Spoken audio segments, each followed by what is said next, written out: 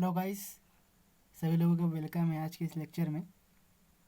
आज के इस लेक्चर में हम लोग एक्वायर्ड इम्यूनिटी के बारे में सीखने जा रहे हैं। इनका पहला पार्ट जो कि इन्नेट इम्यूनिटी का था वो अपलोड कर दिया गया है। ठीक है, अगर आप लोगों ने वो वीडियो नहीं देखा होगा तो पहले आप उस वीडियो को वॉच कर लो, फिर इस वाले वीडियो को मस्त से देखना। ठीक है, बहुत ही इंटरेस्टिंग टॉपिक है। तो शुरू करते हैं एक्वायर्ड इम्यूनिटी। ठीक है, तो एक्वायर्ड इम्यूनिटी क्या होता है?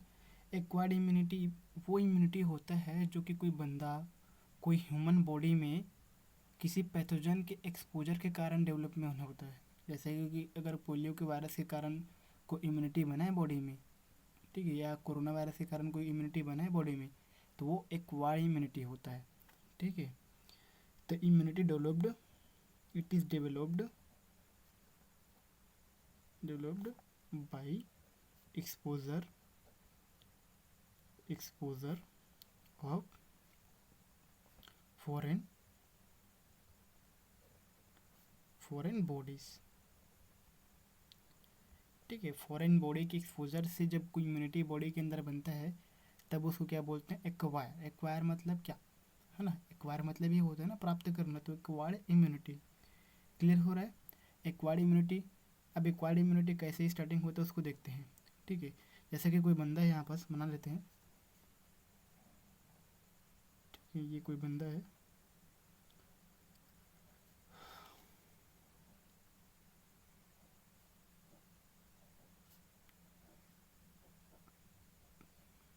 ठीक है, इस बंदे के सपोज एक्सीडेंट हो गया मान के चलते हैं। ठीक है, और इसमें क्या है, इसके किसी बॉडी में कट लग गया है। ठीक है, हर्टिंग हो गई है और कट लग गया है, सपोज इसके बाह में हो गया है। ठीक है, तो इन्नेट इम्यूनिटी जो कि स्किन था, अब वो जो पहला बैरियर था वो तो ब्रेक हो गया है। क्या हो गया? पहला बैरियर अभी ब्रेक हो गया है। अब क्या होगा, यहाँ से कोई पैथोजेंस होगा, लाइक सपोज मान लेते हैं ये बैक्टीरिया है, ये वायरस है। ये क्या हुआ, इसके बॉडी के अंदर में चला गया और किस में चला गया? इसके ब्लड स्ट्रीम में चला गया। अब ब्लड स्ट्रीम में चला गया मतलब जो हमारे इन्नेट इम्यूनिटी था वो तो फेल हो गया। ठीक है, क्या हो गया? वो तो फेल हो गया। ठीक है, अब कहाँ चला गया? ये ब्लड स्ट्रीम में चला गया। सपोज इसको मैं बना लेता हूँ, ये क्या है? ब्लड स्ट्रीम है।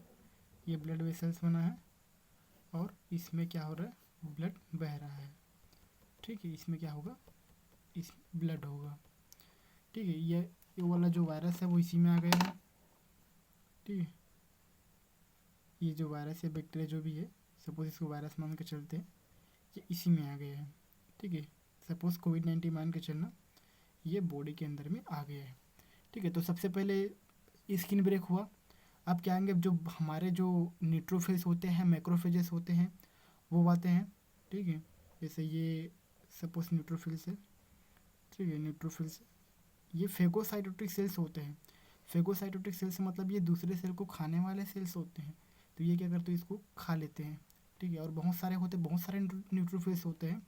ठीक है, ये भी जख्मी होता है और ये इनको मारता भी है। तो घमासान युद्ध चलते रहता है इन दोनों के बीच में। ठीक है, अगर बात न्यूट्रोफिल से नहीं बनती तो हमारे पास में एक स्पेशल सेल्स होता है जिसको बोला जाता है मैक्रोफेजेस। क्या बोलते हैं? मैक्रोफेजेस। मैक्रोफेजेस कतई खतरनाक सेल्स होता है। ठीक है, क्या होता है? कतई खतरनाक सेल्स होता है और ये एक साथ दो तीन वायरस तीनों को साथ में निगल जाता है। ठीक है, मतलब कतई खतरनाक होता है। मोनोसाइट ही होता है, मोनोसाइट आगे जाके मैक्रोफेजेस बना लेता है। ठीक है, तो ये क्या है? न्यूट्रोफिल्स है और दीज आर माइक्रोफेजेस। ऐसे बहुत सारे होते हैं, ये भी इनको मार मार के खाने लगते हैं। ठीक है, इतना क्लियर हो रहा है? इतना समझ में आ रहा है? ठीक है, सपोज उस समय के लिए मान के चलो कि ये न्यूट्रोफिल्स और जो माइक्रोफेजेस है, ये दोनों सेल्स वायरस की रेप्लिकेशन को भी रोक नहीं पा रहा है। ठीक है, it is unable to prevent replication of virus. तब क्या होगा? वायरस क्या होगा? बहुत तेज़ी से रेप्लिकेट करेगा। क्या करेगा? बहुत तेज़ी से रेप्लिकेट करेगा और अपनी कापियाँ बनाते जाएगा। ठीक है, और अपनी कापियाँ बनाते जाएगा और पूरे ब्लड स्ट्रीम में ऐसे ही बहेगा और जो भी ब्लड में जो न्यूट्रिशन होते हैं उनको ये ले लेगा। ठीक, क्लियर हो रहा है इतना? है ना? तो जब मैक्रोफेजेस और न्यूट्रोफिल्स इनको हरा नहीं पाते तब ये सिग्नल देते हैं एक्वायर्ड इम्यूनिटी को। क्यों देंगे? क्योंकि अगर इनको नहीं रोका गया तो ये तो पूरे बॉडी को न्यूट्रिशन ले जाएगा और फाइनली ह्यूमन की डेथ हो जाएगी। ठीक है, तो इनको रोकना भी तो है ना। तो ये क्या करेगा, ये ना सिग्नल देता है। सपोज ये मैक्रोफेजेस है, मैक्रोफेजेस क्या दे रहा है, अब ये इट इज़ गिविंग सिग्नल। ठीक है, किसको देगा, क्योंकि अब हमको एक्वायर्ड इम्यूनिटी डेवलप करना है, क्योंकि इन्नेट इम्यूनिटी से बात नहीं बढ़ रही ना। तो क्या करता है, अब एक्वायर्ड इम्यूनिटी होता है। तो जो ये वाला सिग्नल है ये जाता है एक सेल्स के पास में, जिसको बोला जाता है डेंड्राइटिक सेल्स। क्या बोलेंगे उसको, डेंड्राइटिक सेल्स। ये डेंड्राइटिक सेल्स है। ठीक है, ये क्या है, डेंड्राइटिक सेल्स है। This is called dendritic cell. ठीक है, ये डेंड्राइटिक सेल्स क्या आता है, डेंड्राइटिक सेल्स यहाँ आता है, और ये भी क्या करता है,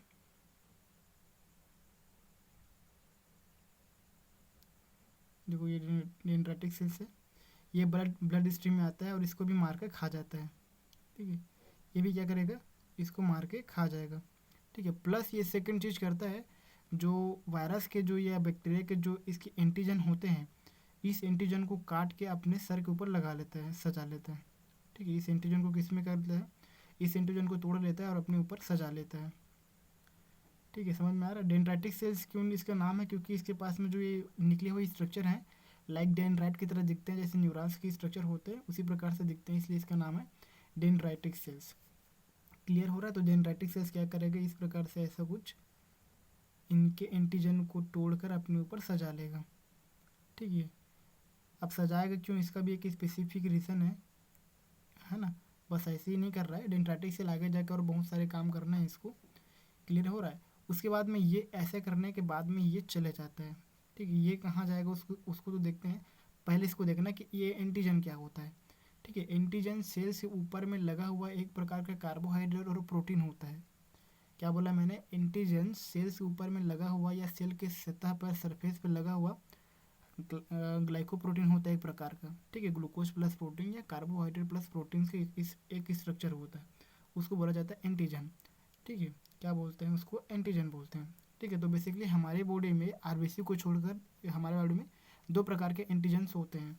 ठीक है, कौन कौन से होते हैं, एक को बोलते हैं हम लोग MSC1। ठीक है, MSC1 एंटीजन, और एक को बोला जाता है MSC2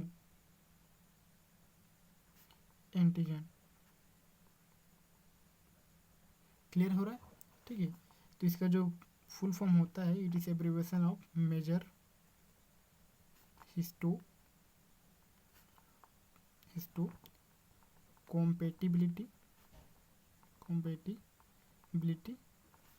complex, major histo compatibility complex 1। ठीक है, सिमिलरली इसको भी बोला जाता है मेजर हिस्टो compatibility complex 2। ठीक है, तो ये जो एंटीजन्स होते हैं नॉर्मल बॉडी सेल के सरफेस पर पाए जाते हैं। ठीक है, ये वाला जो MSC1 है वो क्या होते हैं, it is present on surface of normal body cell. और जो ये वाला सेल जो एंटीजन्स होते हैं वो प्रेजेंटिंग सेल्स के ऊपर में प्रेजेंट रहते हैं, प्रेजेंटिंग सेल के पास में होता है। जैसे कि ये वाला किस में होते हैं, मैक्रोफेजेस में होते हैं, मैक्रोफेज में होगा। ठीक है, NK सेल्स में होता है, डेंड्राइटिक सेल में होता है, डेंड्राइटिक सेल्स के ऊपर में रहता है। ठीक है, तो इसके ऊपर में रहता है। अच्छा, इसका फंक्शन क्या होगा, ठीक है, MSC1। ठीक है, देखो एंटीजन क्या है, एक प्रकार का नेम प्लेट की भांति काम करता है। जैसे कोई स्टूडेंट है तो स्टूडेंट अपने ठीक है गले में एक प्रकार का नेम प्लेट लगाया होता है, ठीक है, उसको आइडेंटिफाई करने के लिए। उसी प्रकार से जो एंटीजन भी होता है वो आइडेंटिफाई करने के लिए ही होता है। ठीक है, कि जैसे मेरे सेल्स के अगर मेरा सेल्स होगा ना तो उसमें क्या होगा, MSC1 होगा, और जो आप में होगा वो भी MSC1 होगा, लेकिन वो डिफरेंट होगा क्योंकि वो आपके बॉडी के सेल है और आपके बॉडी का MSC1 है। ठीक है, तो ये डिफ्रेंशिएट करता है। आपके बॉडी का सेल अगर मेरे बॉडी में आएगा तो वो डिफ्रेंशिएट हो जाएगा कि वो यहाँ का नहीं, वो वहाँ का है, वो दूसरे यहाँ का करके। ठीक है, डिफ्रेंशिएट करने के लिए मदद करता है। अब जो वायरस का एंटीजन आएगा तो पता चल जाएगा ना कि MSC1 है, तो जो ये मैक्रोफेजेस होता है वो सिर्फ और सिर्फ MSC1 को छोड़ता है और MSC2 को छोड़ता है। उसके बाद में अगर उसको कोई भी मिल जाता है तो क्या करता है, वो उसको उसके ऊपर में हमला करके उसको ख़त्म कर देता है। ठीक है, MSC2 है ना, इसके ऊपर में होता है जिसको बोलते हैं प्रेजेंटिंग सेल्स, प्रेजेंट सेल्स है ना, प्रेजेंटिंग, सॉरी, इसको बोला जाता है प्रेजेंटिंग सेल। ठीक है, प्रेजेंटिंग सेल्स बोलते हैं इनको, मैक्रोफेजेस इनके सेल्स, और डेंड्राइटिक सेल्स इनको बोला जाता है प्रेजेंटिंग सेल। तो प्रेजेंटिंग सेल्स के ऊपर में प्रेजेंट रहते हैं। क्लियर हो रहा है? देखो जैसे ये डेंड्राइटिक सेल्स है, ये इनके एंटीजन को तोड़कर अपने ऊपर लगा लिया। ठीक है, तो इसके ऊपर में अगर MSC1 रहा, ठीक है, जैसे ये भी रहा, अगर इसके ऊपर में MSC1 रहा तो जो मैक्रोफेजेस इसको मार के खा जाएगा। ठीक है, खा जाएगा क्यों? क्योंकि अभी तो इन्होंने ना दूसरे के एंटीजन अपने ऊपर लगा लिया, वो भी वायरस का है, तो ये इनको छोड़ेगा थोड़ी ना। ये मैक्रोफेजेस के पास में ऐसा सेंस थोड़ी ना है, वो तो सिर्फ पहचानता है एंटीजन को, लेकिन इसको क्यों नहीं मारता? क्योंकि इसके पास में होता है स्पेशल एंटीजन जिसको बोला जाता है MSC2। ठीक है, तो MSC2 का यही काम होता है, रिप्रेजेंटिंग सेल को अपने मैक्रोफेजेस से बचाना। ठीक, क्लियर हो रहा है? अच्छा, ये जो डेंड्राइटिक सेल्स है वो इतना वो क्यों कर रहा है भाई? ये क्यों इस एंटीजन को तोड़कर अपने ऊपर लगा रही है? ठीक है, जानना चाहेंगे आप? ठीक है, तो इसका एक रीज़न है। ठीक है, अब ये जाता है जो डेंड्राइटिक सेल्स होता है वो जाता है सीधा लिम्फ नोड में। कहाँ जाता है? ये जाता है सीधा लिम्फ नोड में जाता है, ध्यान से देखना। ठीक है, जैसे कि मैं यहाँ पर बना लेता हूँ लिम्फ नोड। ठीक है, ये क्या है? ये लिम्फ नोड है।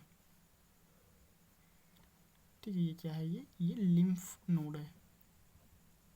लिम्फ नोड एक प्रकार का रिजर्वर होता है जहाँ पर सील है ना, बी लिम्फोसाइट और टी लिम्फोसाइट दोनों के दोनों प्रेजेंट रहते हैं। तो डेंड्राइटिक सेल्स यहाँ आएगा। ठीक है, डेंड्राइटिक सेल्स आएगा और अपने ऊपर में क्या लगा रहा है?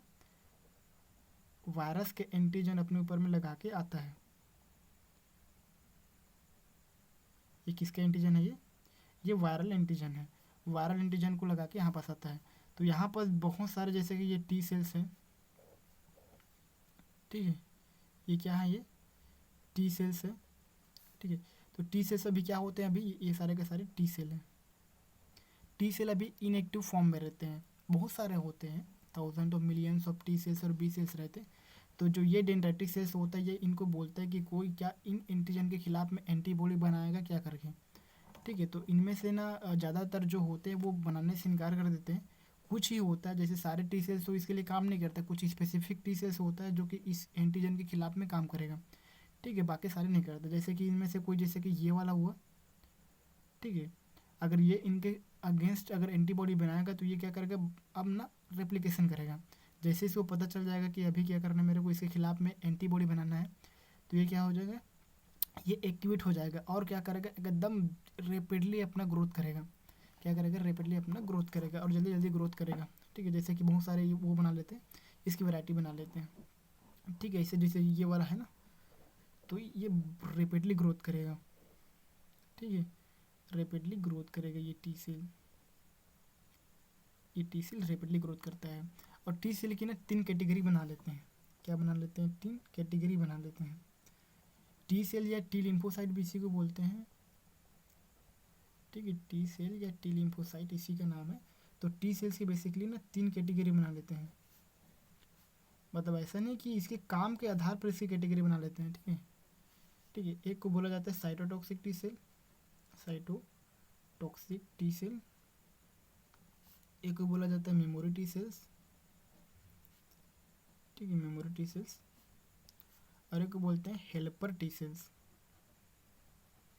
क्या बोला जाता है? Helper T cell. ठीक है, तो ये अपने अपने कार्य के अनुसार 3 अलग अलग कैटेगरी में कैटेगराइज हो जाते हैं, memory T cell, helper T cells और साइटोटॉक्सिक टी सेल्स। इन दोनों का फंक्शन अभी देखते हैं। उसके पहले देखते हैं कि हेल्पर टी सेल्स क्या करेगा। ठीक है, इनमें से जो हेल्पर टी सेल्स रहेगा, जैसे कि ये वाला मान के चलते हेल्पर टी सेल्स है। ठीक है, ये वाला हेल्पर टी सेल्स है। ठीक है, तो ये हेल्पर टी सेल्स है। क्लियर हो रहा है? अब ये हेल्पर टी सेल्स क्या करेगा? जैसे कि यहाँ से ये हेल्पर टी सेल्स आ गया।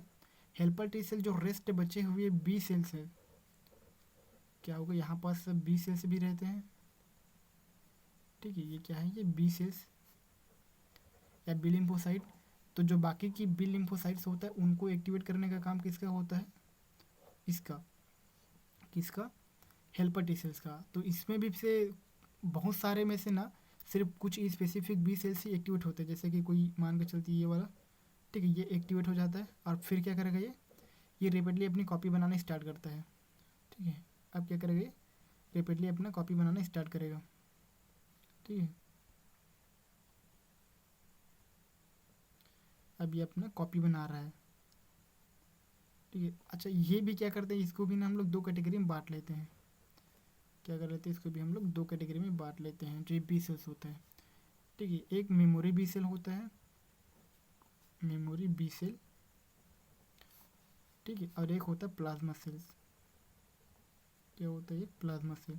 तो दो बी सेल्स होते हैं, दो टाइप के बी सेल्स होते हैं, मतलब उनके फंक्शन के आधार पर, एक मेमोरी बी सेल्स और प्लाज्मा सेल्स, ठीक है। तो ये जो मेमोरी टी सेल्स है और जो मेमोरी बी सेल्स है, जैसे कि ये बोला, ठीक है, ये थोड़े बूढ़े टाइप के सेल्स होते हैं, ठीक है, ये थोड़े बूढ़े टाइप के सेल्स होते हैं।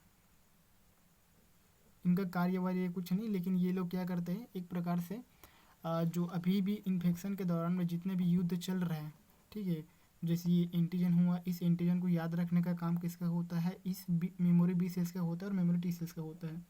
ये फाइटिंग में पार्टिसिपेट नहीं करते हैं, याद रखना, ठीक है, ये फाइटिंग में पार्टिसिपेट नहीं करते हैं, ठीक है। ये जो सेल्स होते हैं मेमोरी बी सेल्स या मेमोरी टी सेल्स, ये फाइटिंग में पार्टिसिपेट नहीं करते हैं, लेकिन जो भी युद्ध अभी हो रहा है उसको याद करने का काम इसी का होता है। हेल्पर टी सेल्स क्या करेगा, जो रेस्ट बी सेल्स को एक्टिवेट करेगा, प्लस इन सारे के सारे जितने भी युद्ध हो रहा है उसमें जो अपने सैनिक हैं, लाइक ये जो माइक्रोफेजेस हो गया और जो बाकी सारे हैं, ठीक है, न्यूट्रोफिल्स हो गया, उनको इनकरेजमेंट का काम करता है, ठीक है। ये जो हेल्पर टी सेल्स है ये लगातार केमिकल रिलीज करता है, जिसके चलते ये जो न्यूट्रोफिल्स होगा, माइक्रोफेजेस, वो लगातार काम करते रहता है, ठीक है। अगर हेल्पर टी सेल को एक प्रकार के सेनापति होता है, अगर इसको डिस्ट्रॉय कर दे कोई, ठीक है, तो हम लोग जंग वैसे भी हार जाएंगे, ठीक है, क्लियर हो रहा है। और प्लाज्मा सेल्स क्या करता है, ठीक है, प्लाज्मा सेल्स बहुत ही खतरनाक टाइप का सेल्स होता है, ठीक है, बहुत ही रेपिडली काम करता है, ठीक है। ये सपोज प्लाज्मा सेल है, ठीक है। तो प्लाज्मा सेल्स क्या करेगा, प्लाज्मा सेल्स बहुत सारे प्रोटीन रिलीज करता है, ठीक है, बहुत स्पीड से बहुत सारे प्रोटीन रिलीज करता है, ठीक है। एक प्रोटीन का मॉलिक्यूल्स रिलीज करता है जिसको बोला जाता है एंटीबॉडी, क्या बोलते हैं इसको, एंटीबॉडी, ठीक है। ये जो वाई शेप्ड मॉलिक्यूल्स है, ठीक है, वाई शेप्ड मॉलिक्यूल्स है, उसको क्या बोला जाता है, एंटीबॉडी बोला जाता है। अब जो ये एंटीबॉडी होता है, ये एंटीबॉडी कहाँ पहुँच जाता है, साइट ऑफ इन्फेक्शन, जहाँ पास इन्फेक्शन है वहाँ पास पहुँच जाता है, क्लियर हो रहा है, जिस चीज़ को पहुँचा देते हैं। चलो ठीक है, ये वाला जो एंटीबॉडी है वो कहाँ पास आ जाएगा, ठीक है। अच्छा ये कहाँ से आएगा, ठीक है, एक बार ध्यान रखना है कहाँ से आएगा, ठीक है। पहले ये जाएगा ब्लड में, ठीक है, किस में जाएगा, पहले ये ब्लड में जाएगा, ठीक है, पहले ये जाएगा ब्लड में, ठीक है। किस में आ जाते हैं, पहले ब्लड में आ जाते हैं, और ब्लड में से फ्लोटिंग होते हुए कहाँ चले जाएगा, साइट ऑफ इन्फेक्शन पर चला जाएगा, ठीक है।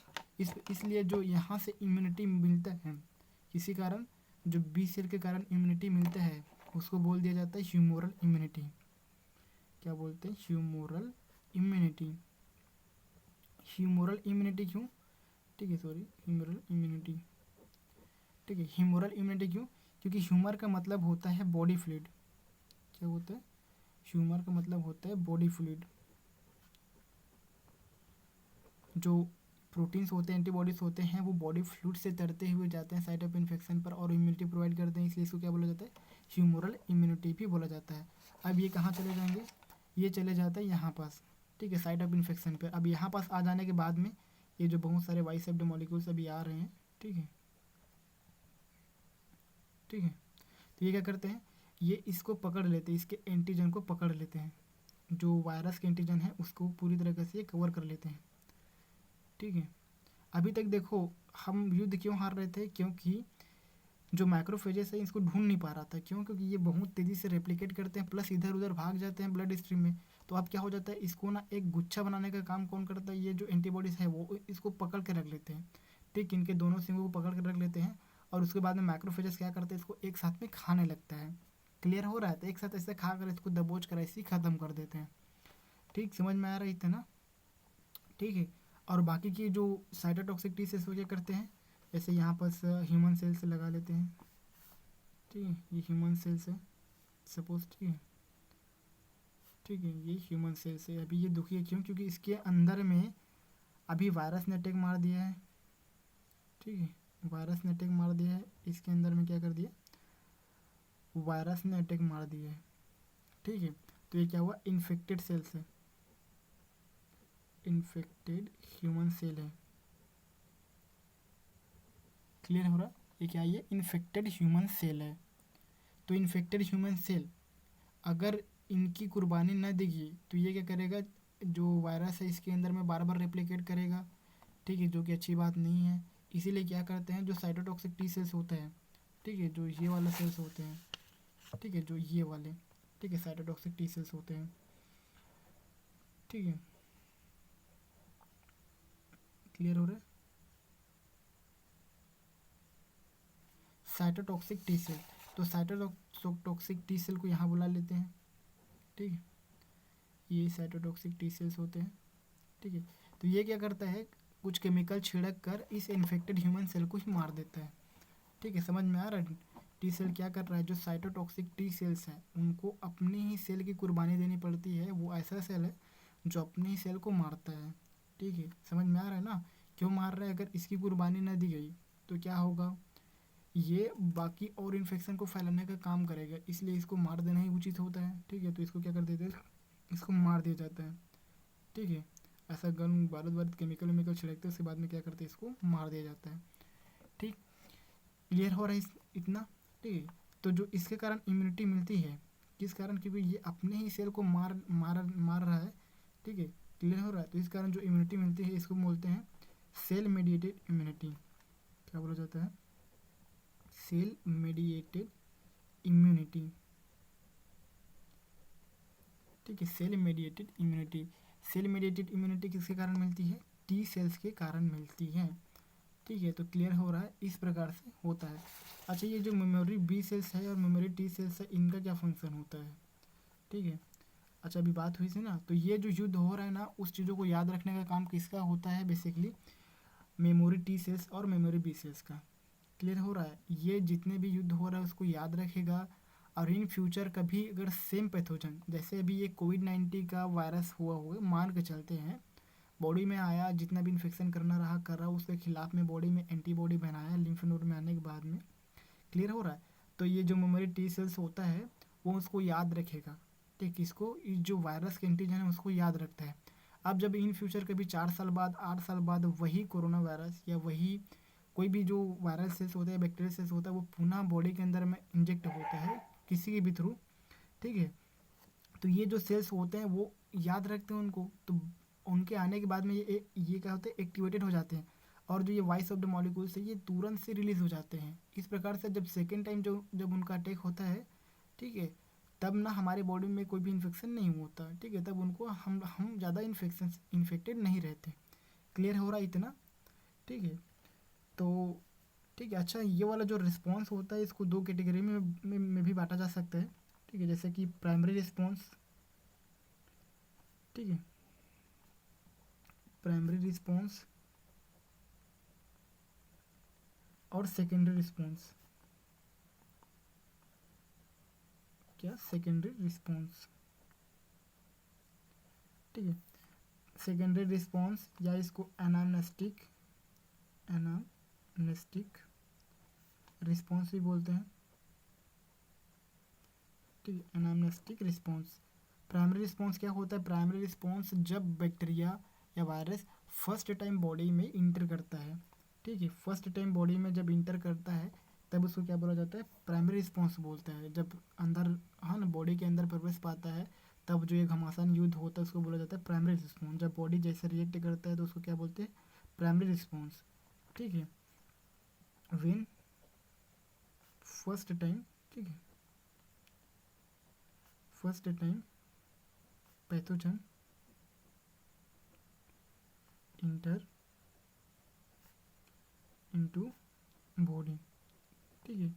और ये जो रिस्पॉन्स होता है बहुत ही स्लो होता है। क्लियर हो रहा है?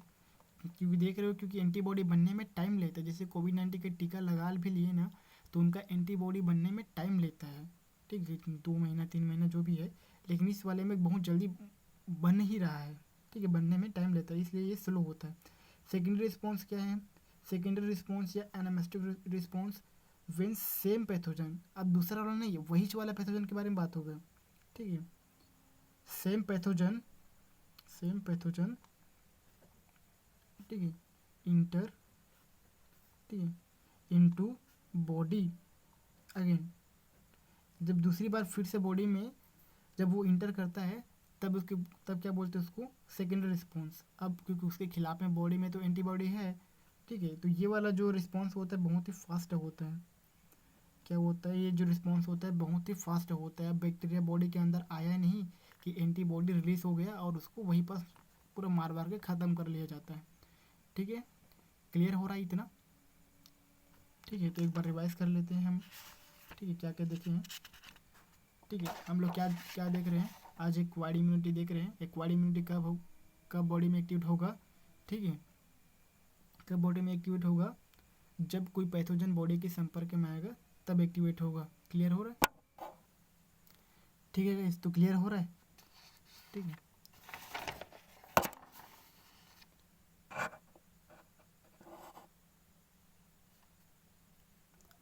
तो कुछ इस प्रकार से। ओके गाइस, आई होप आप लोगों को सब चीज़ समझ में आया होगा। अगर किसी प्रकार का डाउट है तो आप अपना डाउट कमेंट बॉक्स में छोड़ सकते हैं, उनका रिप्लाई मैं दे दूंगा स्वयं से। ठीक है, thank you for watching video. Next video में इसका आगे वाला पार्ट डिस्कस करेंगे। Thank you.